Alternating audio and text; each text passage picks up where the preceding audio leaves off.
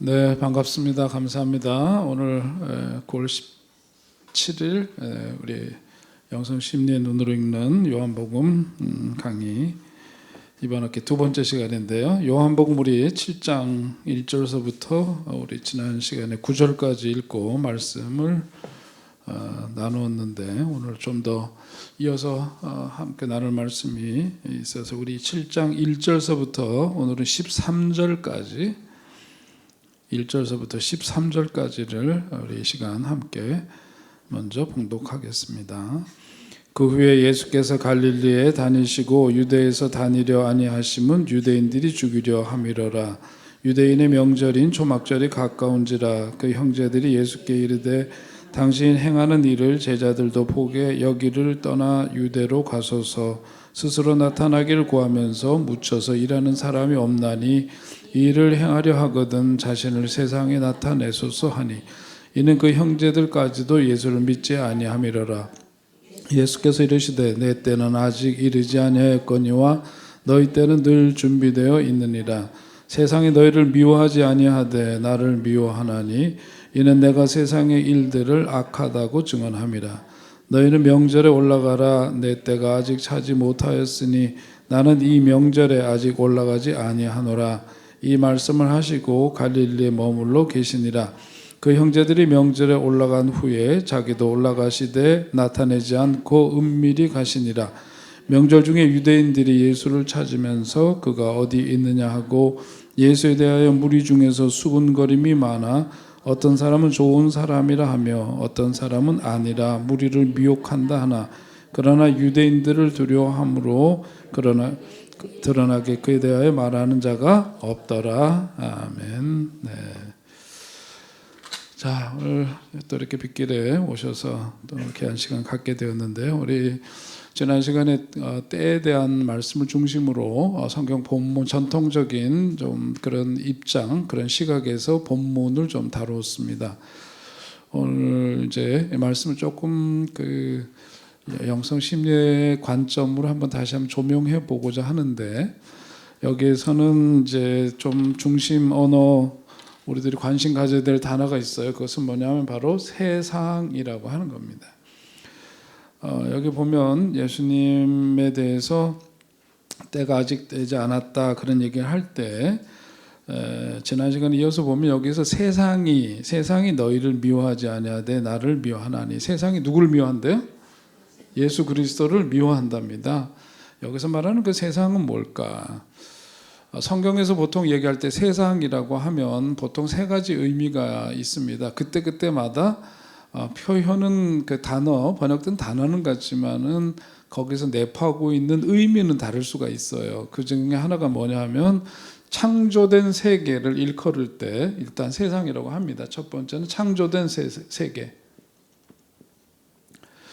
자, 그래서 그거는 이제 창세기 1장에 보면 하나님께서 세상을 지으셨죠. 그리고 거기에 땅과 거기 충만한 것과 세계와 그 가운데 사는 자는 다 여호와의 것이라. 하나님이 지으신 피조 세계는 다 하나님의 소유, 하나님의 것인데 거기에서 하나님이 땅과 거기 충만한 것과 세계와 그 가운데 모든 걸 다 지으셨어요. 하나님이 지으신 모든 세계를 일컬어서 우리는 통칭하여 세상이라고 그렇게 이해를 합니다. 또 한편으로 세상은 뭐냐면 인류를 가리키는 거죠. 사람입니다. 사람. 지구상에 사는 모든 사람. 그래서 하나님이 세상을 이처럼 사랑하사 할 때 세상은 뭘 말하는 거예요? 인류를 말해요. 모든 하나님이 지으신 인간의 그 하나님의 형상을 닮은 모든 인간들을 통칭해서 말하는 거죠. 거기서 세상은 그런 세상을 의미하는 거고요. 또 한편으로 세상은 성경에서 쓰일 때 또 뭐가 있느냐면 하나님을 대적하는 세계, 그것을 일컬어서 세상이라고 합니다. 하나님을 대적해요. 하나님을 대적하는데 그 요한 1서 2장에도 보면 세상이나 세상에 있는 것들을 사랑하지 말라. 그런 것들 사랑하지 말라고 했을 때 그 세상은 뭐죠? 하나님과 적대시하는, 하나님을 적대시하고 적그리스도적인 이제 이런 것을 일컬어서 할 때에 그런 세상이라고 하는 의미로 쓰입니다. 그래서 그때 달라요. 예, 달라요. 세상이라고 하는 말이 달라요. 그럼 영성 심리 눈으로 볼 때 여기서 이제 그 세상이라고 하는 의미는 보통 이제 세상이라고 쓸 때 헬라어는 뭐냐면 코스모스입니다. 길가에 핀 가을에 핀 꽃 코스모스처럼 이게 이제 세상을 코스모스죠. 우주를 얘기할 때 코스모스라고도 하고 그럽니다만은 아무튼 이 코스모스 오늘 자료 여러분에게 나눠드린 것을 보면 조금 자세하게 그것을 좀 어려운 좀 뜻이 좀 있고 그래서 앞으로 썼는데요. 세상이라고 하는 것은 어떤 단순히 자연이나 사람들 전체가 아니라 하나님 없이 스스로를 중심에 두려는 질서 그리고 그런 가치 체계 아까 말씀드린 것에서 이런 것에 이제 해당되는 건데 그런데 이제 영성 심리의 눈으로 보자면 이 세상이라고 하는 것은 개인의 내면이나 혹은 집단의 무의식에 작동하는 자기 중심성 혹은 왜곡된 욕망 어떤 인정과 권력에 대한 집착 이런 것들을 일컬어서 세상이라고 영성 심리의 눈으로 보면 그렇게 세상을 이렇게 해석할 수가 있습니다. 그러니까 우리가 살아가면서 가만 보니까 나 자신을 볼 때 우리들 속에 하나님이 원래 이렇게 지으실 때 우리에게 주신 것과는 다른 왜곡된 하나님 우리에게 욕망을 주셨잖아요. 욕망이라고 하는 것이 어떤 긍정성과 삶의 그 에너지를 수반하기 때문에 굉장히 좋은 것이기도 하지만 그것이 왜곡된 욕망일 때에 그것은 하나님의 원래 취지와 뜻과는 다른 모습으로 나타날 수도 있는 거거든요. 그런 것을 일컬어서 할 때 우리는 세상이라고 그렇게 볼 수 있습니다. 그러니까 우리가 어떤 그 소위 세상의 눈으로 보면 누군가에 대해서 평가하고 비교하고 또 어떤 소속에 대한 갈망 같은 것들로 우리가 길들여져 있죠. 그러다 보니까 우리들이 갖고 있는 어떤 그 자아 자체가 건강하지 못해요. 그런 부분들이 있습니다. 그런데 예수님께서 뭐냐면 우리들 속에 있는 어떤 그 거짓된 자아, 왜곡되고 건강하지 못한 그런 것들을 보통 때는 우리가 모르죠. 예수님 만나면 베드로도 그랬지만 뭐라고 그래? 제일 먼저 고백을 뭐라 그러죠? 나는 누구라고요? 죄인이로소이다 그러죠. 왜 그러죠? 주님 앞에 서니까 내 자신이 거울처럼 보여요. 그죠? 주님은 우리들 속에 있는 그런 어두움을 보여주신다고요. 보게 해주신다고요. 그래서 예수님을 뭐라 그랬어요? 예수님은 곧 세상에 뭐다? 빛이다 그래요. 똑똑한 학생 됐다. 우리 지난주에도 봤죠. 빛의 자녀다. 에베소서에서 얘기할 때. 그분 앞에 서면 우리가 보인다니까요. 그러니까 예수님을 만나면 비로소 내 내면 속에 있는 어두움이 드러나요. 그것이 보여져요. 그러면서 그것을 그전에는 몰랐을 땐 모르지만 알고 보이니까 그 다음에 어떻게 하죠? 그것을 극복하고 보다 더 나은 삶을 향한 어떤 그 여정 속에 들어가게 돼요. 그게 신앙이에요. 신앙. 예수님 만나니까 이젠 얘가 과거에는 죄 짓고도 그게 뭐가 뭔지도 모르고 자기 자신이 어떤 존재인지도 모르고 그랬는데 예수님 앞에 서니까 내 속에 있는 그런 흠결이 어두움이 추잡함이 그런 그 모든 것들이 막 이렇게 드러난단 말이에요. 그래서 예수님 앞에 서면 다 예수 믿으면 나는 누구다? 죄인으로소이다. 그부터 고백하게 되는 게 바로 그분은 빛이시고 우리들 속에 있는 것들을 드러내게 하시는 분이시기 때문에 그런 거죠. 자, 그런데 우리를 가만 보니까 우리의 마음을 가만 들여다보면요, 굉장히 우리는 어떤 에너지들이 있어요. 그리고 어떤 충동적인 어떤 성향들도 있고요. 그러면서도 한편으로 굉장히 여리기도 하고 그래요. 우리 마음이 참 복잡합니다. 그런데 가만 들여다보니까 내가 뭔가를 할 때 자기 의지로 할 때는 그 속에서 에너지가 더 나와야 안 나와요?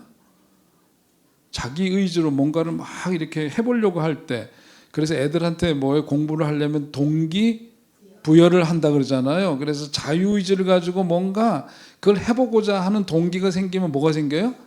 에너지가 생긴단 말이에요. 그런 게 이제 우리들 속에 있는데, 특별히 자기가 뭔가를 해보려고 할 때, 그래서 뭔가를 억압적으로 이거 해 저거 해 그러면 하기 싫어지죠, 우리가. 그죠? 지시해 하기 좋아요? 우리는 지시하면은 하다가도 승질이 나서 안 해. 애들도 막 공부하려고 그러는데 엄마가 꼭 그 타임에 왜 공부를 하라 그러는지 몰라. 공부하라 그러면 그러잖아요. 요거 치우고 공부하려고 그랬는데 해가지고선 김새서 공부 안 해. 그래서 안 해요. 테레비 요것만 보고 하려고 그랬는데 너는 공부 안 하고 자빠져서 맨날 테레비만 보냐? 우리 본단 발음이 나오죠.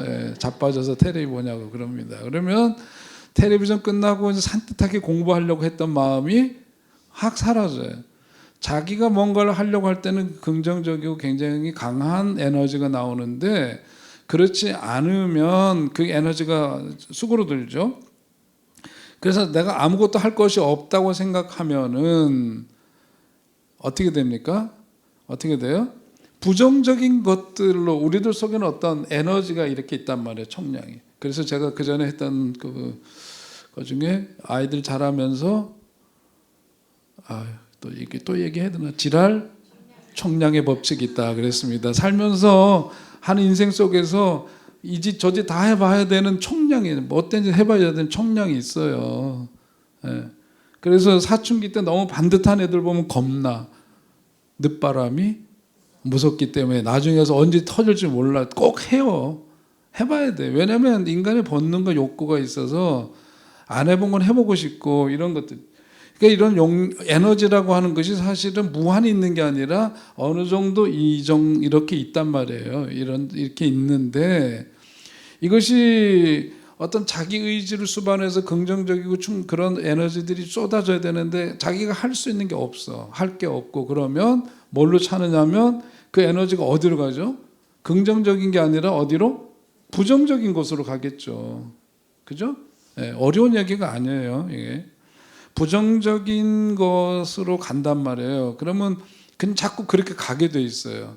그래서 아이들한테도 항상 뭐냐면 어떤 좋은 계기를 자꾸 만들잖아요. 아동센터나 청소년센터나 어린이집에서 잘하는 게 뭐예요? 아이들한테 뭘 잘해주죠? 동기부여를 잘해줘서 내가 뭘 할 수 있는지 재미를 붙이게 하고 무지개 학교도 그거죠. 배우는 즐거움을 경험하게 하는 거예요. 그러니까 그러면 애들이 거기에 에너지를 쏟는다니까요. 그런데 그게 안 되면 다른 데로 에너지가 흐르는데 부정적인 것으로 가게 되고 그래서 그것을 뭐라 하는 부정적 중독이라고 얘기를 하는 거예요. 부정적 중독. 그것이 더 이제 이쪽으로 에너지가 확 쏠려서 그냥 루틴에게 가게 돼 있어요. 부정적 중독입니다. 그러니까 오늘 여기에서 이제 우리가 영성 심리 눈으로 볼 때에 예수님에 대해서 세상이 예수님에 대해서 그것을 받아들이지를 않고 여기 있는 대로 세상이 미워한단 말이에요. 예수님을 미워한다고 거절한다는 거죠. 그것은 바로 우리들 속에 있는 그 세상이라고 하는 것이 부정적 중독에 걸린 우리들의 마음이라고 할 수 있습니다. 그렇게 표현할 수 있어요. 자, 그런데 이 부정적 중독 이것이 우리 속에서 더 큰 그 자리를 차지하게 되면 거기에 되면은 더 이상 자기 마음이 자기 거가 아니에요.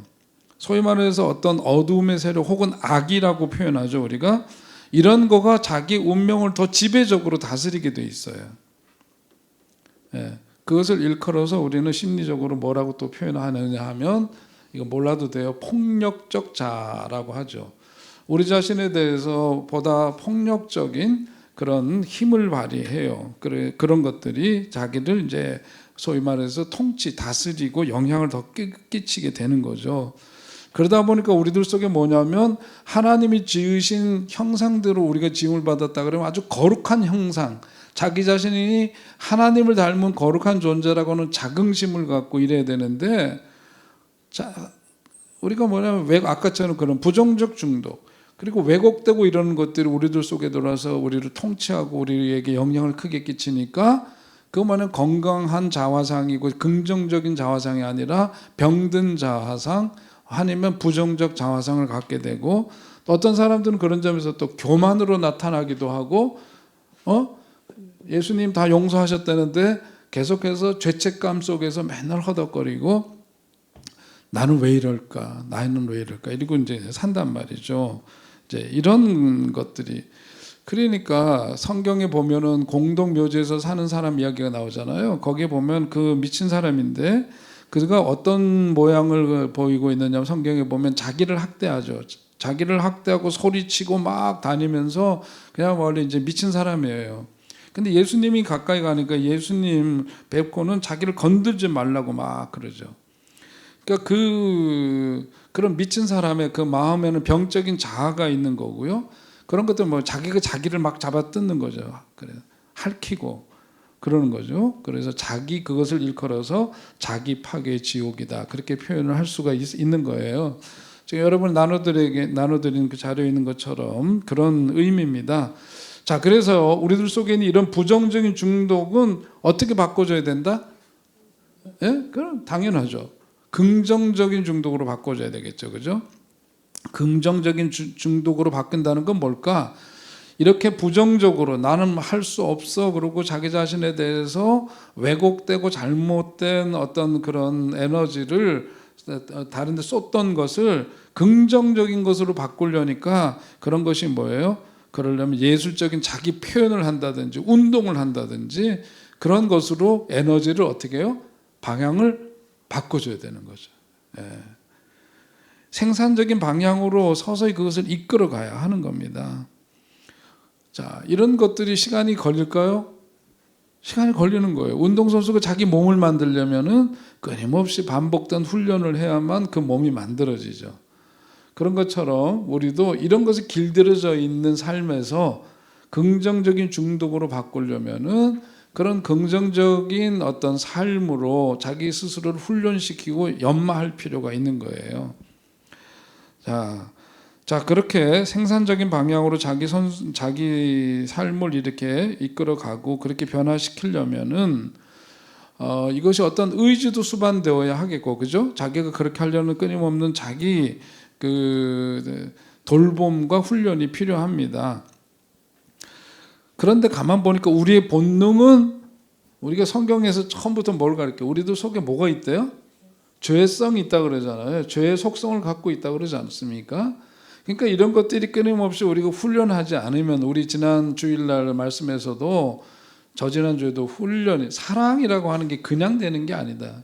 사랑 누가 말했나? 아무나 쉽게 하는 게 아니다. 훈련이 필요하다 그러잖아요. 그죠? 훈련이 끊임없는 훈련이 왜냐하면 이 죄성이 있기 때문에 그래서 어느 사람이 그 깊은 산속에서 길을 잃었는데 눈길에서 길을 찾아서 계속 걷습니다. 걷다가 보니까 어떻게 됐대? 제자리로 돌아왔대잖아요. 이게 조난당한 사람들에게서 볼 수 있는 공통적인 특징이에요. 그래서 그 전에 지리산에서 혼자 어떻게 낙오가 돼가지고 있다가 살아난 그 아이를 보니까 아버지가 평소에 했던 이야기대로 계곡으로 내려가라. 물이 흐르는 곳을 따라서 내려가면 반드시 밑으로 따라서 가다 보면 민가가 나올 거다. 뭐 이런 거 했는데 눈길에서는 그게 가늠이 잘 안 되니까 여기에서 걷기는 걷는데 걷다 보니까 이렇게 돈대. 근데 우리가 이렇게 돼 있대요. 자기는 직선으로 간다고 생각하지만 직선으로 가는데 이 직선이 계속해서 모이니까 원이 돼 버렸네. 이렇게 된다는 거죠. 그런 것처럼 우리 자신이 계속해서 돌보고 가꾸고 훈련하고 이런 게 되지 않으면은 어딜 쫓아서 간다? 이 본성으로 가게 됐다. 죄성을 갖고 있기 때문에 그렇게 가고 있기 때문에 그래서 뭐가 필요하냐면 좀 과격한 언어로 심리적 해체가 필요하다. 이걸 뭘 이렇게 새롭게 이렇게 조립을 하려고 그러면 어떻게 분해부터 하죠? 우리 남동생이 있어요. 우리 막내가 남동생인데 그 친구는 저랑 굉장히 달라요. 뭐가 다르냐면 저는 제주가 매주예요. 그래서 뭘 보면은 전기담화를 보면 연골하죠. 저걸 어떻게 갈아야 될까? 이러고 이제 한참 고민합니다. 저거. 근데 우리 그 막내는 손재주가 좋아요. 뭘 하면. 그래서 지금 어떤 기업에 거기서 그 관리 책임을 맡고 있어요. 지금 보면. 왜냐면 자기 너무 좋은 일에 아주 그냥 딱 적성에 맞아요. 그러니까 보통 이제 퇴직하고 이러는 걸 넘어서서 계속 붙들고 있대. 뭐냐면 이런 걸 너무 잘하는 거예요.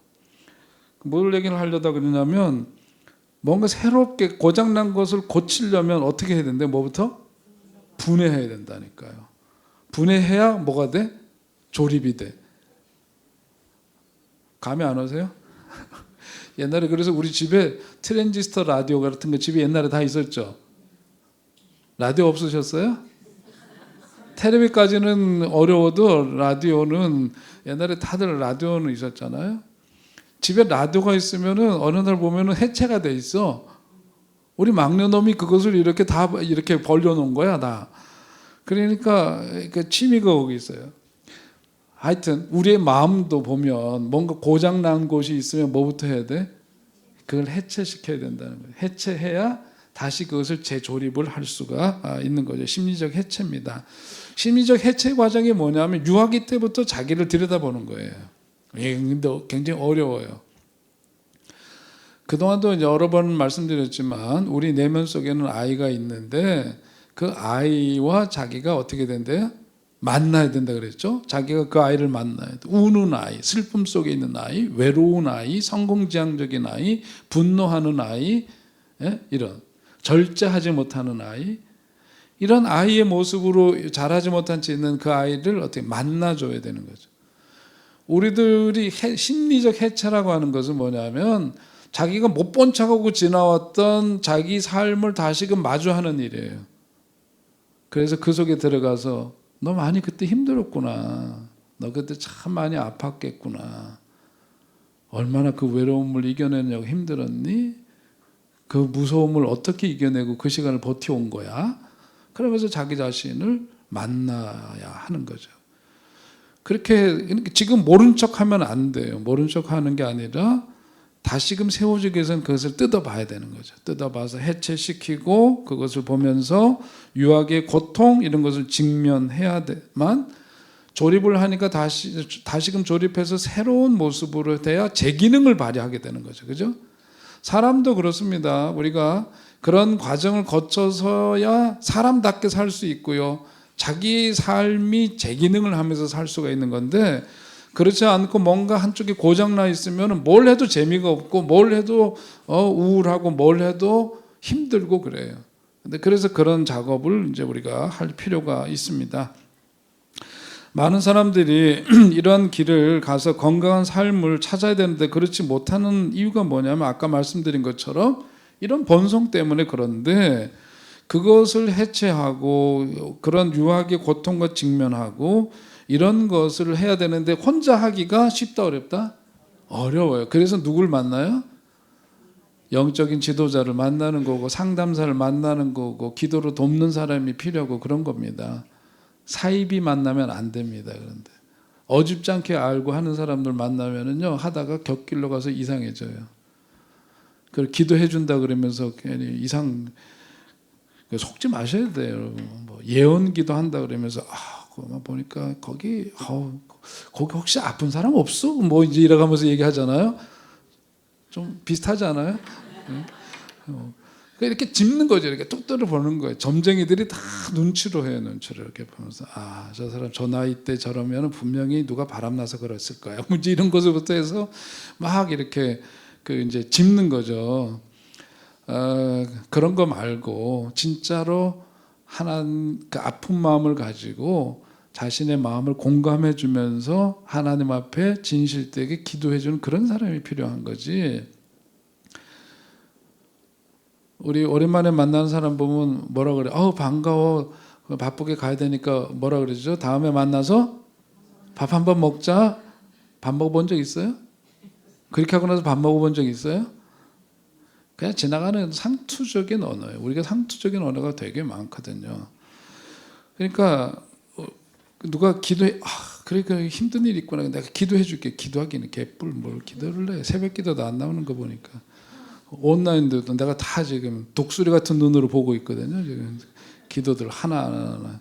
지난주에 그렇게 광고했으면 2사람은 더 나와야 될 텐데 더 안 나오고. 저 잘 삐집니다. 말하고 보니까 이상하다. 근데 여러분 우리가 그래요. 그렇다고요. 그냥 기도해 주기. 상투적인 언어가 너무 많아요.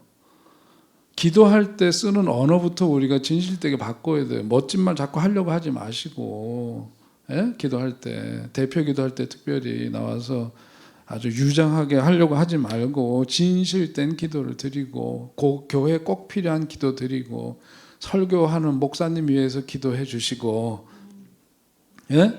기도의 요소들이 있잖아요. 이게 하나님의 이름을 부르고 으뜸 되신 그분, 그죠? 그 다음에 두 번째는 뭐예요? 회개. 세 번째가 뭐예요? 제일 큰 거 감사가. 네 번째가 뭐예요? 이거 펴지지가 않네. 네 번째는 중보하는 거예요. 중보. 예? 다섯 번째 개인 기도할 땐 자기를 위해서도 기도해야 되죠. 이런 기도의 기본 맥락이 있어야 돼. 근데 그냥 자꾸 멋진 말만 하려고 하면 안 되고요. 오늘도 대표 기도하니까 눈물 나는 기도하잖아요. 진짜로 기도하니까 그런 거겠지. 그러니까 우리가 그런 게 필요합니다. 그래서 누구가 할 때 얼마나 힘들어 내가 기도해 줄게. 그럼 진짜 기도하셔야 된다니까. 말로만 그렇게 하고서 안 하면 누가 하셔요? 저 윗분이 다 알아요. 그리고 그 다음에 누가 알아요? 자기가 알지. 자기가. 그러니까 우리가 상투적인 언어 하면 안 돼요. 말보다도 어렵고 그러면은 밑반찬이라도 하나 더 갖다 해주시는 것이 찐사랑이다. 그런 게 필요합니다. 자, 그렇게 해서 이런 이제 그 세상에 대한 이해를 그렇게 하고 넘어갑니다. 10절서부터 13절 오늘 읽은 말씀을 보면은요, 거기에서 주제는 뭐냐면 제가 보기에는 거기서 제가 찾은 주제는 갈등입니다. 갈등이에요. 자, 그 본문 내용이 어떤 거죠? 예수께서 초막절에 제자들과 함께 예루살렘에 올라가셨죠. 처음에는 공개적으로 드러내지 않으셨고 조용히 사람들 속에 들어가셨는데 거기 보니까 사람들의 반응이 나옵니다. 어떤 사람들은 선하다고 평가했지만 다른 사람들은 뭐라 그래요? 무리를 뭐 하는 사람? 미혹하는 사람이라고 비난을 했어요. 유대 지도자들은 두려워해서 누구도 공개적으로 예수님에 대해서 말하지 않았습니다. 머리 좀 돌아가는 사람들은요, 상황부터 봐요. 그래서 말을 아끼고 싹 자기를 감추고 있어요. 사람들의 반응입니다. 자, 그러니까 여기서 보여주는 메시지는 뭐냐면 하나님의 뜻을 따르는 길은 세상 속에서 뭘 일으킬 수 있느냐 하면 오해를 받을 수도 있고 뭘 일으킬 수도 있다? 갈등을 일으킬 수도 있다는 거예요. 그리고 진리를 따르는 사람들은 내적인 외적인 긴장을 경험하는데 근데 사실은 겪게 되는 어떤 긴장, 어떤 갈등 이런 것들이 결국은 뭐냐면 갈등이나 이런 것들이 결국 우리로 하여금 성장하게 한단 말이에요. 싸우면서 뭐 한다?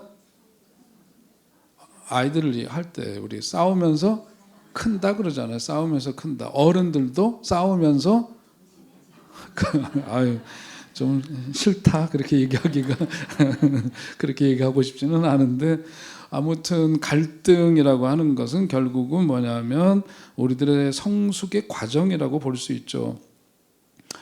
그러면서 자기 자리를 찾는 거예요. 자기 소명을 찾고 자기가 있어야 될 그 자리를 찾는 건데, 자, 보통 우리가 갈등을 얘기할 때는 세 가지로 나눠서 얘기할 수가 있어요. 첫째는 내적인 갈등입니다. 자기 갈등이죠.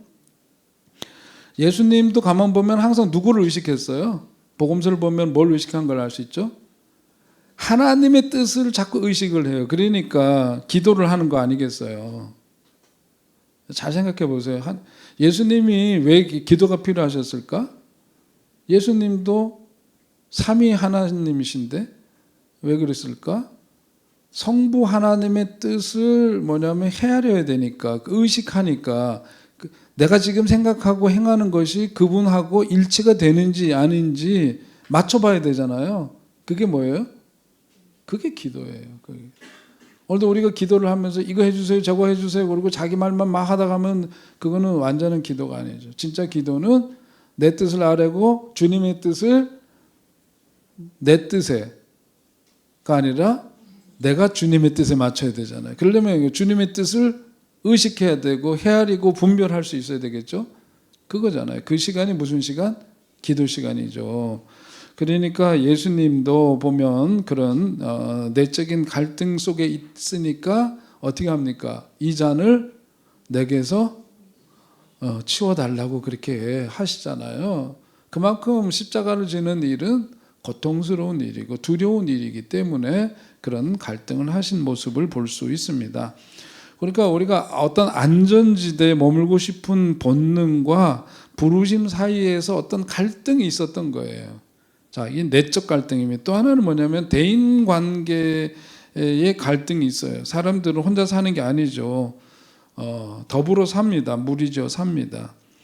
거기 오늘도 그 내용 본문에서 보면 무리들은 예수님에 대해서 찬반으로 갈리죠, 그죠? 그러면서 공개적으로 표현하기를 두려워했다 그랬어요. 그러니까 우리도 뭐냐면 살아가면서 어떤 관계적 긴장이 있고요. 그 어떤 그 속에서 대인 관계에서의 갈등이 있는 거예요. 우리 내면의 갈등이 있고 다른 사람들과 더불어 살아가야 되기 때문에 필연적으로 누구와의 어떤 관계 속에서 갈등을 경험할 수밖에 없는 거예요. 또 사회적 갈등도 있습니다. 예. 사회적인 갈등도 있죠. 나는 뭐 단지 어느 지역 출신이기 때문에 괜히 사회에서 괜히 괄시받고 사람들한테 이상한 눈초리 받고 그러면 열받아 안 받아요? 그러면 갈등이 생기고 그러는 거죠. 그런 사회적인 갈등. 아니 내가 기독교인이라 그러는데 아직 기독교인이라도 다 같은 기독교인인가? 광명교 교회는 달라도 엄청 다른데? 우리끼리 얘기지. 우리끼리 얘기인데 그런데 말이죠. 다른 사람 싸잡아서 기독교인들 비난하는 사람들 보면은 열받아요 안 받아요? 네가 뭔데? 그렇게 함부로 평가해. 그리고 그런 게 생기죠. 사회적인 갈등은 종교적인 것도 그렇고 정치적인 뭐 사회 문화적인 그런 여러 입장에 따라서 갈등이 생길 수 있어요. 살면서 이런 이제 갈등이 이렇게 나타날 수 있는데, 자, 갈등이라는 게 뭐냐 이거 한번 좀 보면 거기 여러분 갖고 계신 거기에 사실 온라인으로 이렇게 보시는 분들은 이 자료를 홈페이지에다 올리도록 하도록 하겠습니다. 거기 자료실에서 볼 수 있도록 해볼게요. 갈등, 영어로는 conflict라고 돼 있죠. 거기는 이제 라틴어입니다. 라틴어로 이 어원을 보니까 confligere라고 하는 건데요. 영어로 together, 함께죠. 스트라이크는 뭐예요? 맞선다는 뜻이에요. 어디 가서 공장에서 야 스트라이크를 일으켰대 그런 걸 뭐예요? 데모하고 맞선다는 거잖아요. 그런 거예요. 그래서 함께 투게더 함께 맞선다. 그것이 갈등이라고 하는 말에 원래 어원이 그렇습니다. 어원이 그래요. 자, 이것은 어떤 그 함께 맞선다라고 하는 것은 적대적인 상황에서 함께 어우러지지 못하는 것을 말하는 거죠. 누가 뭐가 좀 꼬였어. 그러면 뭐 어떤 뜻이에요? 관계적인 차원에서 뭔가 이렇게 좀 뒤틀려 있다는 얘기잖아요. 그리고 한편으로 갈등할 때 갈나무와 등나무. 갈등이라고 하는 게 갈나무 갈나무가 무슨 나무예요? 칡나무를 말하는 거죠, 그죠? 갈이 칡갈자예요. 칡나무하고 등나무하고는 올라갈 때 이게 이제 그 줄기식물이잖아요. 별걸 다 알아. 하여튼 자 이렇게 줄기식물인데 어느 쪽으로 돌아요? 그건 나도 몰라. 어느 쪽으로 한 녀석은 오른쪽으로 이렇게 뱅뱅 시계 방향으로 이렇게 도는 놈이 있고, 등나무과 칡나무 중에 한 놈은 또 뭐냐면 반대로 한대. 더군다나 줄기식물이니까 서로 만나면 걔네들이 서로 편하게 해서 안 편하게 해서요. 들이 엉켜가지고서는요 아주 그냥 빡세게 그냥 엉켜갖고 그런잖아요. 그걸 일컬어서 뭐라 그러냐면 그 식물을 가만 보니까 야 인간사 속에서도 저렇게 꼬여가지고서는 풀지 못하고 나무들이 서로 방향이 다른 채 꼬여 있으니까 그 풀 수가 없잖아요. 그래서 그걸 일컬어서 뭐라고요? 갈등이라고 얘기를 한다는 거죠. 참 말 한마디에 벌써 거기에 다 답이 다 담겨져 있습니다. 자, 그 갈등이라고 하는 거는 어디서든지 발생할 수 있는데 왜 생기느냐? 갈등이 없는 개인이나 조직은 존재하지 않는다. 이 전제가 우리가 알고 살아야 돼. 왜 이런 게 필요하냐면요. 왜 이렇게 살아야 되지? 뭐 이런 생각한다고. 아니, 원래 그렇게 사는 거예요. 살면 그냥 서로 다르니까 갈등이 있을 수밖에 없다. 그리고 살아야 되는데 왜 이러지? 또 이런 거 있죠. 왜 나에게 이런 아픔이 있지? 아픔 있는 거예요. 그 원래 인생이 그런 거예요. 왜 이렇게 고통스럽지? 원래 고통스러운 거예요. 인생이라는 게 꽃자리가 어디 있어? 아유, 우리끼리만 얘기 아니에요. 이거 그죠? 저도 요즘 얼마나 그런지 혈압이 오르락 내리락 해가지고 말이에요.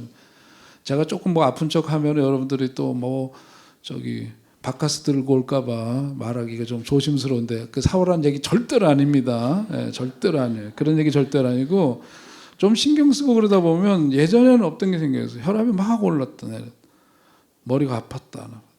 그래서 내가 믿음이 없구나 네가 그러면서도 그게 믿음이 없구나로 해결이 안 되는 경우들이 있고 그러죠.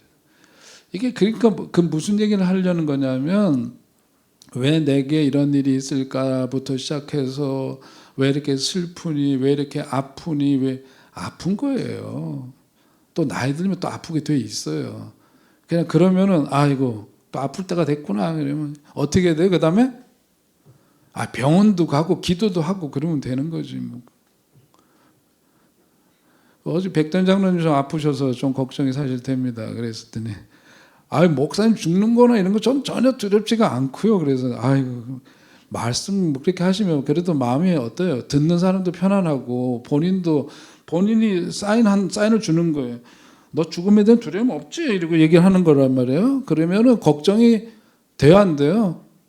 걱정이 왔다가 도망가죠. 그래야 몸도 알아차려서 건강해지고 그런 거예요.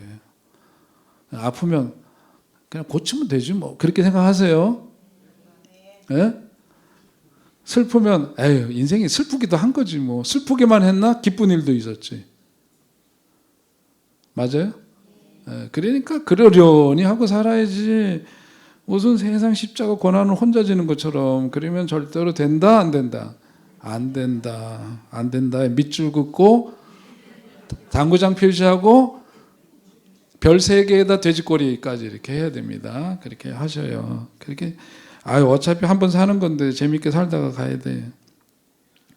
갈등은 어디서부터 오느냐? 가만 보니까 여기 몇 가지 이제 적어놓은 게 있잖아요. 상호 의존성 그랬어요. 상호 의존성이라는 게 뭐냐면 우리가 함께 사는 세상이 그냥 엄청나게 넓고 그러긴 하지만 제한돼 있어요. 모든 것들이. 예. 그러면서 그 속에서 서로 협력하고 살아야만 돼요. 우리가 혼자서 못 살아요. 그죠? 서로 협력해서 살아야 되니까 다른 사람하고 무관하게 살 수가 없어요. 우리의 그 삶 자체가. 그래서 그런 상호 의존성이라고 하는 것은 필연적으로 다른 사람하고의 속에서 관계 속에 살아야 되니까 이 관계 속에서 자기와 다른 입장과 생각과 그런 여러 가지 이유로 해서 그 속에서 뭐가 생길 수밖에 없다? 컨플릭트, 갈등이 생길 수밖에 없다. 그것을 인정하단 말이에요. 그리고 한정된 자원. 어디서든지 예를 들어서 한 회사에서 제가 최근에 어떤 분 또 제가 상담한 케이스는 뭐냐면 어떤 조직에서 같이들 이렇게 지내요. 같이들 지내다가 똑같이 이제 이렇게 친하게 지내다가 그 중에 뭐냐면 여기 예를 들어서 그 직장에서 제일 밑에가 뭐지? 무슨 예를 들어 계장이 있고 과장이 있고 부장이 있고 그다음 국장이 있고 뭐 이렇게 돼 있죠. 공무원 조직 보면 그렇더라고요. 그러면 똑같이 이렇게 막 서로 일할 때는 재미있었는데 올라갈수록 어떻게 되죠? 피라미드 구조예요. 그죠? 세월이 지나다 보면은 누구는 더 진급이 빠르고 누구는 진급이 느리고 이럴 수가 있어요. 우리 교인 중에 한 분이 다른 분보다 항상 1등이었어요. 그 굉장히 큰 기업에 공기업 비슷한 데인데 거기에 연말 되면 항상 승진 1순위예요. 1순위. 착착 올라가요. 착착 올라가. 회사에서 제일 많은 도전이 뭐겠어요? 밑에서 하급 직원일 때는요 친구들도 많아요. 올라갈수록 다 경쟁해서 똑같이 입사했는데 점점 이게 차이가 생기잖아요. 미워 안 미워? 괜히 미워해. 올라간 사람이 올라가고 싶어서 올라갔나? 뽑혀서 올라갔지? 이렇게 얘기하면 더 얄밉지? 이렇게 되잖아요. 그렇잖아요, 이게. 근데 사회 구조가 이렇게 돼 있죠. 똑같이 다 될 수가 없어요. 우리 저기 주민센터에 오셨던 동장님들이 몇 급 공무원이야? 5급 공무원이에요. 5급. 동장 찍고 은퇴하면은 5급으로서 연금도 받고 이렇게 되니까 6급에서 5급 되려고 무진장 애를 써요. 그러니까 동장님 오셨다가 그렇게 되면은 하급직에서부터 여기까지 왔으면 나름대로 하급직에서 여기까지 온 분은 내 최선을 다했다 그거거든요. 그러니까 얼마 전에 여기 고 목사님하고 동네 밥집에서 여기 밥 같이 먹는데 옆에 지난번에 은퇴하신 이제 동장님 만났어요. 그래서 일도 잘하고 항상 웃으시고 우리 관계도 너무 좋고 그래. 아유 동장님 할 일도 많은데 다시 복귀하시죠. 그랬더니 아이고 아닙니다 그러더라고요.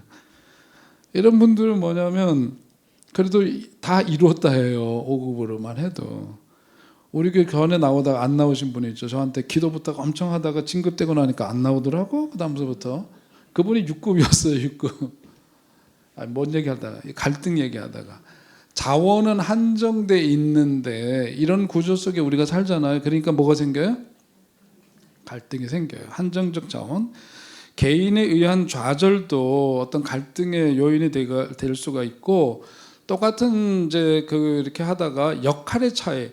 누구는 보니까 군대에서도 그러잖아요. 누구는 소위 말해서 좋은 보직을 뭐라 그래요? 꿀보직이다. 그렇게 얘기를 합니다. 꿀 빤다고 얘기를 합니다. 꿀이 다 좋은가 모르겠습니다만 아무튼 보면 야 똑같이 군대에 입대했는데 어떤 녀석은 보직이 이런 거고 저런 거고 역할의 차이에 대해서 그래요. 여러분 우리 근데 교회가 다르잖아요. 교회에서 주방 봉사하고 주방일 하는 거 보면은 그냥 거침없이 서슴없이 즐겁게 막 하는 거 보면 너무 은혜롭지. 교회 같은 데가 없는 것 같아. 그런데 누구는 어디 가서 보면은 뭐 이렇게 무슨 행정일 같은 거 이런 거 하는 것 같아서 그 사람은 더 꿀보직이고 또 누구는 주방에서 일하니까 아니고 그런 거예요? 아니잖아요. 그건 말도 안 되는 소리지. 말도 안 되는 소리죠. 그죠? 그래서 교회 다녀야 인간 된다니까요. 그런 사고가 바뀌니까. 근데 사회에서는 뭐냐면 역할의 차이에 따라서 높낮이로 봐요. 다 이것을. 높낮이로 본다고요. 다 어떤 수직적인 관계, 체계 속에서 그 상하를 나누는 것이 너무 길들여져 있거든요. 그런데 그런 게 아니죠. 그런데 아무튼 갈등이 생기는 요인을 보니까 바로 이런 것 때문에 역할의 차이 때문에 생기고요. 또 힘이나 뭔가 통제를 할 수 있고 권위를 가지게 생길 때 갈등이 생겨요. 그 전까지는 다 편한 관계는 아까 얘기를 듣는 거랑 같은 얘기일 수 있죠. 우리 아는 요양 샬렘이라고 아는 요양원 얘기 있는데 거기 보니까 어떤 분이 요양보호사로 출발을 했어요. 근데 일을 너무 잘해요. 자기 일처럼 잘해요. 자기 일처럼 열심히 하고 잘해요. 그러니까 자꾸 급이 올라가요. 그랬더니 그분이 지금 처음서부터 이렇게 일했던 분인데 지금 그분이 요양보호사 출신인데 국장이야, 국장. 와. 제가 보기에는 정말 일을 열심히 하고 일도 잘하고 그러는데 이런 분들 보니까 같이 됐던 사람들이 남아있는 사람이 없어요. 쟤랑 분명히 나랑 같이 출발을 했는데 하다 보니까 이렇게 된다. 근데 그거 뭐 어떻게 해. 근데 왜 갈등이 생겨? 남이 높아져서만 그런 게 아니라 이 사람은 이 사람으로서 자기 역할이라는 게 달라졌죠. 그죠? 요양보호사로서의 역할을 할 때랑 팀장으로서 역할을 할 때랑 과장으로서 역할을 할 때랑 국장으로서 역할을 할 때의 역할이 달라지면서 뭘 갖게 되죠? 권한과 권위를 갖게 되고 힘을 갖게 되죠. 그럼 어떻게 해야 돼? 어떤 거는 지시를 해야 될 게 있는 거예요. 지시적으로 해야 되겠고 뭔가 이것을 이렇게 코디네이트 해가지고 해야 될 게 있고 이런 역할이 부여되니까 그다음엔 어떻게 되냐면 그것이 갈등의 요소가 될 수가 있는 거죠. 근데 지도력이라고 하는 것은 이제 그런 것을 넘어서서 어떻게 잘 품고 가느냐. 여러분 교회에서도 겪는 거죠. 집사님 때가 제일 편할 거예요 아마. 성도는 약간 아직은 좀 쪽팔려. 교회를 다녔는데 여전히 뭔가 직급이 없으니까 그죠? 최소한도 뭐가 돼야 돼? 일단 집사는 돼야지. 결혼하고 11조 생활하고 그러면서 집사는 일단 달고 봐야 돼. 예? 자녀 여러분들의 자녀들 다 집사 반열에 최선도 세워야 부르기도 좋고 체면도 서고, 그 다음에 권사 되니까 요구하는 게 별로 못 느끼시나 봐요. 예? 권사인데 부담 하나도 안 되시나 봐요. 여러분들 지금 보시니까.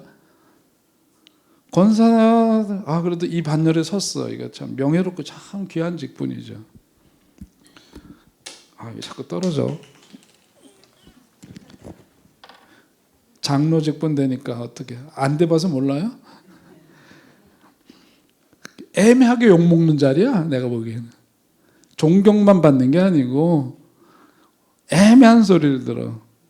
그래도 뭐 어떻게 해야 돼? 입 꽉 이렇게 하고 있어야 되는 거예요. 이렇게 갈수록 힘들고 어려운 거예요, 이게. 그러면 이 속에서 뭐가 있죠? 아까 우리가 관계 속에서만 갈등이 아니고, 이러다 보니까 내면의 갈등도 있고, 관계적인 갈등, 대인관계 갈등이 있고, 이런 것들이 우리들 속에 엄연히 존재하는 겁니다. 이런 게 다 존재하는 거예요.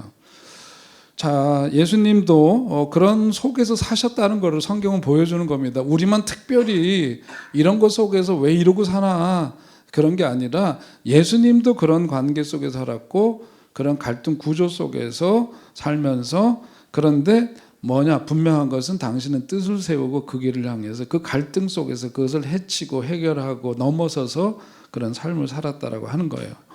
갈등을 어떤 과정으로 진행을 되는지 본문이 보여주고 있는 걸 보면, 잠재 갈등, 잠재있는 거에서 그것이 이제 깨닫게 되고, 그리고 감지하게 되고, 그것이 명백한 갈등으로 나타나게 되고, 그것으로 인해서 나타나게 되는 일종의 여파가 있어요. 그게 그냥 그 속에서만 끝나는 게 아니라 그것이 주변에 미친 어떤 파장 같은 게 생기기 마련이죠.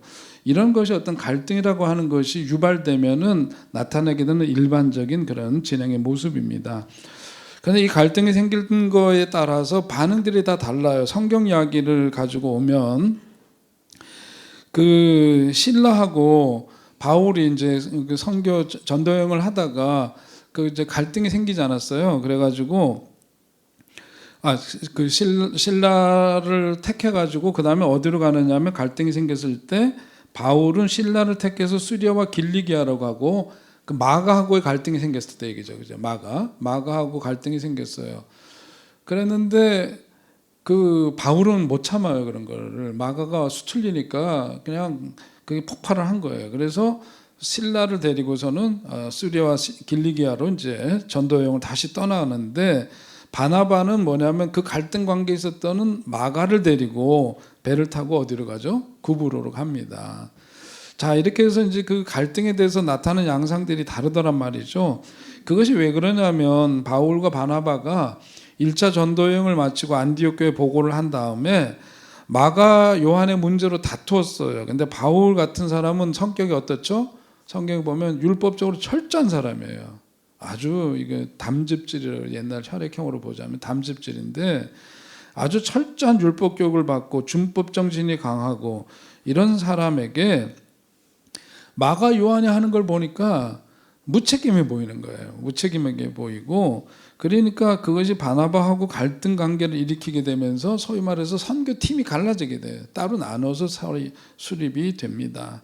이런 것들이 성경에서도 그런 얘기를 전하고 있어요. 그러니까 사람 사는 데는 다 이런 것이 전도, 선교를 위해서, 이게 얼마나 거룩하고 선한 일이에요. 그런데 그 거룩한 일을 하는 인간들 속에서는 이런 갈등이 나타나게 되더라. 바울에게서도 바나바에게서 그렇게 되더라. 그러면서 예수님이 갈등에 대해서 하신 말씀이 마태복음 5장 23절로 24절인데요. 거기에 이 말 제가 읽어드리면, 그러므로 예물을 제단에 드리려다가 거기서 내 형제에게 원망 들을 만한 일이 있는 것이 생각나거든 예물을 제단 앞에 두고 먼저 가서 형제와 뭐하고 화목하고 그 후에 와서 뭘 바쳐라? 예물을 드리라. 그렇게 말씀했어요.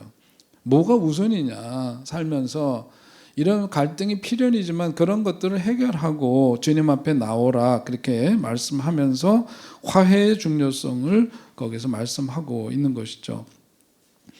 갈등을 다루는 것과 화목하는 것이 주께 드리는 것만큼의 큰 비중이 있는 거다. 그런 뜻이에요. 자, 그러면 갈등을 통해서 우리가 배워야 될 게 뭘까? 결국은 예수님의 이런 말씀을 통해서 뭐냐면 형제와 우리가 더불어 살아가는 사람들하고는 늘 어떻게 하라? 화목하라 하는 말씀이고, 때로는 갈등을 견디고 풀어가고 그러면서 상대방을 이해하고 그러면서 하나님 앞에 나와라. 그렇게 사랑을 실천해야 한다. 그리고 그 갈등이 주는 유익이 뭐냐 하는 걸 생각해 보면 갈등을 겪을 때는 마음이 아프죠. 마음이 상하고 사는 게 재미가 없고, 그런데 고통과 아픔만 주는 게 아니라 상대방과 나를 보니까 나와 다른 상대방을 접하면서 다른 사람을 이해할 수 있는 통로가 되는 거예요. 우리가 아파 본 사람이 다른 사람의 아픔을 헤아리듯이 나와 다른 사람을 만나보니까 나라는 사람이 나의 세계 속에서만 살았는데 내가 이렇게 당연하게 생각하는 걸 저 사람은 완전히 다르게 생각할 수 있는 것으로 인해서 갈등을 통해서 이게 다르게 이해될 수도 있다는 것을 어떻게 이해하게 되고 배우게 되는 거죠. 그러면서 사람의 폭은 어떻게 돼? 생각과 마음, 삶의 폭이 점점 커지는 게 그게 성숙함이고, 그것이 성경에서 말하는 온전하라 하는 말씀 바로 그거예요. 세월이 더해가면서 남들하고 나와 다른 사람, 내가 싫어하는 사람, 못된 사람, 악한 사람, 별의별 인간들 만나면서 그 속에서 나와 다른 사람을 통해서 이해하고 생각과 마음의 크기를 넓혀가는 거죠. 그것이 사랑이기도 하거니와 그것이 온전해지고 성숙한 삶으로 변화되는 길. 그래서 그것을 조금 우리가 교리적으로 얘기하면 뭐라 그래요? 그것을 일컬어서 성화라고 얘기를 하는 거죠. 네. 자, 우리가 여기서 이제 중요한 겁니다. 갈등을 생각할 때에 중요한 게 뭐냐면 나예요, 나. 갈등의 중심에는 누가 있다? 너가 아니라 누가 있다? 나다. 내가 있다. 무슨 일이 생기면 그 속에서 저 인간 이렇게 할 게 아니라 누가 있다? 내가 하는 꼬라지가 어떤가를 먼저 보라. 너무 발음이 좋죠? 너 자신을 알라가 우리 한국말로 번역하면 네 꼬라지를 알라. 그렇게 되는 거랑 똑같아요. 어떤 상황이 있을 때 상대방에 대해서 우리는 너무 예리하고 분석적이고 날카롭고 폭력적이고 그렇습니다. 그런데 어떤 갈등이 일어났을 때는 누구를 먼저 봐야 되냐면 나를 먼저 봐야 된다. 그래서 누가 옛날에 그러던데 너 그럴 때 손가락을 이렇게 하잖아요. 손가락을 상대방은 몇 개를 가리키고 있대요? 나는 몇 개를 가리킨대요? 4개? 3개? 좀 바뀌네요. 손가락이 좀 다른가 봐요. 하나는 남을 가리키고 있어요. 나머지 손가락은 자기 자신을 향하고 있으니. 그러니까 누구를 지적하고 누구에게 뭐라고 하기 전에 누구를 먼저 보라? 나를 보라. 갈등의 중심에는 내가 있다. 자, 거기에 보면 그 갈등을 제공한 원인, 그게 뭐냐 이걸 봐야 되는데 거기에 보면 어떤 책임 전가 같은 게 있죠. 예? 그러니까 남에게 그럴 때는 그래서 자기에게 있는 어떤 정신적 방어 기제들이 굉장히 많은데 그것을 사용하면서 자기가 아니라 남에게 문제가 있다라고 하는 것으로 책임을 전가합니다. 갈등의 중심에는 내가 있다는 것을 의식해야 되고요. 또 하나, 나는 많은 요소들에 의해 형성된 복합적인 존재다라고 하는 것을 우리가 이해해야 합니다. 자, 우리가 반응하는 과장된 생각이나 그거 읽을까요? 시작. 우리가 반응하는 과장된 생각이나 언어, 행동들은 자기가 경험한 지나간 삶의 경험들의 뭐다? 반영이다. 그리고 그것이 그대로 투사되는 것이다. 투영되는 것, 프로젝션이라고 그럽니다. 요게 프로젝터예요. 여기 있죠? 천장에 달려서 요거 비추고 있잖아요. 그래서 꺾여서 이게 일로 비추는 거예요. 이게 투사예요. 투사. 결국은 어떤 문제가 생기고 이랬을 때 그런 것들을 가만 보니까 결국은 내 속에서 있었던 문제가 그렇게 나타나서 보여지는 거예요. 그게. 그러니까 우리가 사물을 볼 때에 꺾여지 굴절된 그 렌즈를 가지고 보면 굴절된 렌즈를 통해서 그것을 보게 되고 그것을 인식하게 돼 있어요. 마찬가지로 내 속에서 왜곡된 뭔가가 있으면 왜곡된 그 자아상을 통해서 모든 것들을 봐요. 사람을 보고 사물을 보고 그런 시각으로 본단 말이죠.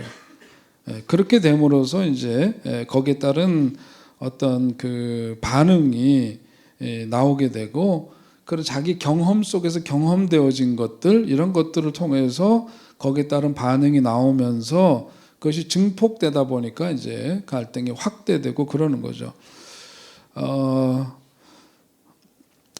내 속에 있는 나도 보면은 대상과의 관계 속에서 가만 보니까 우리가 그동안 공부 많이 한 것처럼 어렸을 때 가장 중요한 대상 관계에서 그 가장 중요한 게 누구였어요?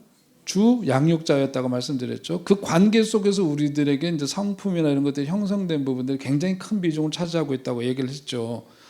그리고 또 한편으로 뭐냐면 자기의 기질이죠. 이건 DNA 같은 거예요. DNA처럼 최근에 몇 달 전인데 뉴스 미국의 어떤 학자가 그렇게 했는데 공부도 뭐다? 유전이다 그런 얘기를 했어요. 공부도 유전이다. 그러니까 애들 공부 못한다고 막 잡지 말고요. 공부를 못하면은 엄마 아빠도 그럴 가능성이 조금 높은데 그거는 다중지능에서 얘기하는 것처럼 학교에서 하는 어떤 인텔리전스, 지능에 해당되는 그런 것, 수리에 강한 애들이 있고 언어에 강한 애들이 있고 그다음에 공간 지각력이 있는 애들이 있고 이런 여러 가지 지능이 다른 건데 학교에서는 요구되는 거 뭐냐면 달달 외우거나 그 수리적인 거 하고 뭐 이렇게 제한된 과목을 가지고 평가를 하니까 그 틀에서 그렇게 나오는 것일 뿐 그거 가지고 인생 전체를 우열을 따지면 안 된다 이거죠. 우리 고등학교 다닐 때 학교 이제 성적에 따라서 학교 성적에 따라서 이제 반편성을 합니다. 그 번호가 쫙 등수가 이제 그걸 결정해요.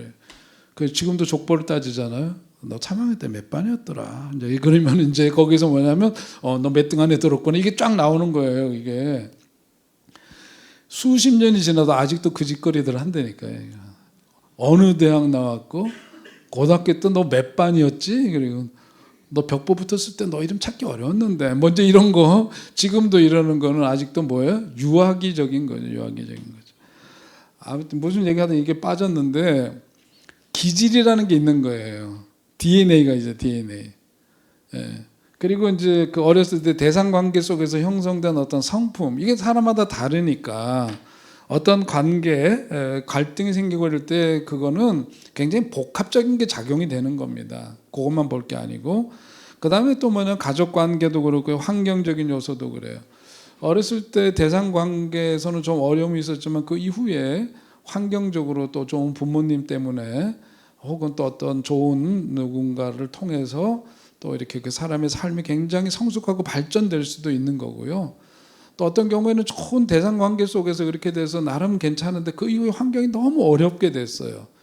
그래가지고 오히려 퇴행을 하게 되는 그런 경우들도 있을 수 있고 그런 거죠. 이런 여러 가지가 함께 복합적으로 그 작동돼서 형성된 그런 것, 그것이 투사가 돼서 갈등을 야기하는 요인이 되기도 한다. 그런 얘기입니다.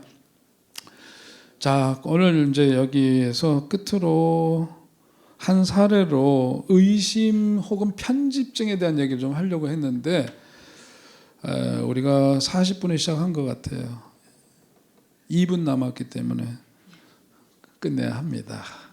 오늘 여기까지 하겠습니다. 다음에 할 때 사례를 가지고 조금 말씀을 여러분에게 드리고 그 다음 진도 나가도록 하겠습니다. 질문 없으시죠? 네, 기도하겠습니다. 하나님 은혜를 감사합니다. 오늘도 비 내리는 날 또 이렇게 함께 모여 하나님 말씀을 함께 나눌 수 있도록 인도해 주시니 감사합니다. 우리가 인생 살아가면서 우리들 속에 정말 부정적인 중독으로 인해서 우리의 삶이 어둠 속에 머물러 있을 때도 참 많은 있는데 우리가 말씀을 통해서 우리 자신의 내면을 잘 들여다보게 하시고 내 마음속에 울고 있는 아이, 슬픔 속에 있는 아이, 분노하는 아이, 절제되지 못한 채 살아가고 있는 그런 모습의 아이, 여러 모습으로 내 속에 있는 나를 들여다보고 그런 것들과의 만남을 통해서 우리 자신의 삶이 다시금 그 해체 과정을 통해서 새롭게 생성되고 세워지는 은혜가 있게 하여 주옵소서. 그래서 신앙의 연륜이 더해감에 따라서 우리의 삶이 더욱더 성숙함에 이르를 수 있도록 변화의 축복을 힘있게 하여 주시옵소서. 살다 보니 갈등도 겪습니다. 갈등을 겪을 때마다 아프고 가슴 시리고 또 정말 회의적이고 여러 가지 우리의 마음을 어둡게 하는 것들이 우리의 생각과 마음을 지배할 때가 많지만, 오히려 그런 과정들을 통해서 우리의 삶이 더욱더 넓고 깊고 또 크게 성장할 수 있는 축복의 통로가 될 수 있음을 기억하게 하시고, 오히려 그런 시간들을 통해서 하나님의 마음에 합한 사람으로의 변화가 우리 가운데 임하도록 주님 축복해 주시옵소서. 오늘도 좋은 만남 주신 주님께 다시금 감사드리며 예수님의 이름으로 기도하옵나이다. 아멘. 수고하셨습니다.